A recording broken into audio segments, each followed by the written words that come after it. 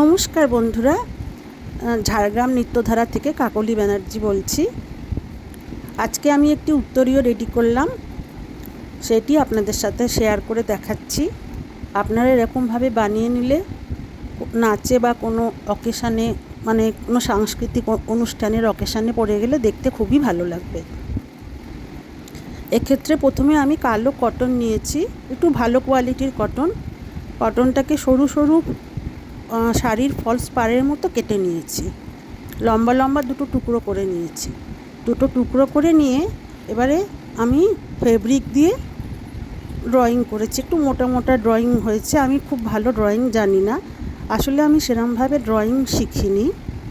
আমাদের বাড়িতে সুমিত দা বলে আর্ট কলেজের একজন ছাত্র ড্রয়িং শেখাতে আসতেন।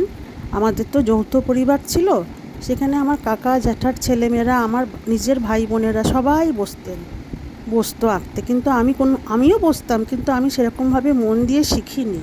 আমি নাচটাই খুব মন দিয়ে শিখতাম এবং খুব ভালোবাসতাম আমি নাচ করতে। যাই হোক, সেটাই আজকে আমার একটু কাজে লাগছে। আমি এটা প্রথম দিকটা এঁকেছি, আর মাঝখানটা একদম আঁকিনি, মাঝখানটা ফাঁকা রেখে দিয়েছি, দিয়ে আবার নিচের দিকটা এঁকে এরকমভাবে আমি দুটো পার্কে রেডি করেছি।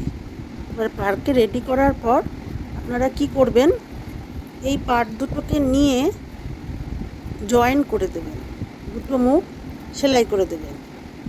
আমি দেখাচ্ছি কিভাবে আমি সেলাইটা করেছি। এটা আঁকাটা শেষের পর নিচে এঁকেছি, নিয়ে দেখুন পাটটা এরকম, পাটটা আঁকাটা এরকম হয়েছে। এবারে এই দুটো মুখকে নিয়ে উল্টো উল্টো করে নেবেন, নিয়ে সেলাই করে দেবেন। সেলাই করে দিলেই দেখবেন খুব সুন্দর একটা উত্তরীয় রেডি হয়ে যাবে। হ্যাঁ, আমার আঁকাটা খুব সুন্দর হয়নি, আমি যে বললাম না আমি আঁকা সেরমভাবে শিখিনি। যাই হোক, মোটামুটি এর সাথে কোমরে বেল্ট একটা করে দিলে, লাল ব্লাউজ সাদা শাড়ি, অথবা কালো ব্লাউজ সাদা শাড়ি, কালো উত্তরীয়, কালো বেল্ট, খুব সুন্দর লাগবে। নাচে তো খুবই সুন্দর লাগবে।